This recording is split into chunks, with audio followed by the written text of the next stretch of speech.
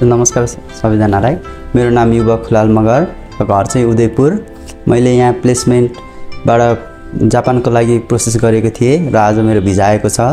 मैले यहाँ दाइहरूले गर्नुभएको थियो मेरोभन्दा अगाडि र उहाँहरूले सजेसन गर्नुभएको, किनकि मैले पनि आफै आएर हेर्दाखेरि यहाँको स्टाफहरूदेखि लिएर टिचरहरू सबै एकदम राम्रो हुनुहुन्छ। यदि हजुरहरू पनि जापानको लागि प्रोसेस गर्दै हुनुहुन्छ भने प्लेसमेन्टलाई सम्झिनु होला। मैले यहाँ आइसकेपछि रिसेप्सनमा भने र त्यहाँबाट चाहिँ म्यामहरूले आस्था म्यामलाई भेट्नु भन्नुभयो र म्यामले बुझाइदिनु भएको हो मलाई। यहाँको सेन्सीहरू एकदम राम्रो हुनुहुन्छ र यदि हजुरहरू पनि जापानिज ल्याङ्ग्वेज पढ्नुहुन्छ भने यहाँ प्लेसमेन्टलाई सम्झिनु होला।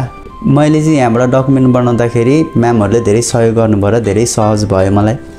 यदि हजुरहरू पनि जापान जानको लागि चाहनुहुन्छ भने हाम्रो प्लेसमेन्टलाई सम्झिनु होला, किनकि यहाँको स्टाफदेखि लिएर सबै सेन्सीहरू सबै एकदम राम्रो मिलनसार हुनुहुन्छ। यहाँबाट हजुरहरूले गर्नु पर्यो भने चाहिँ हजुरहरूलाई सहज हुन्छ भन्ने चाहन्छु।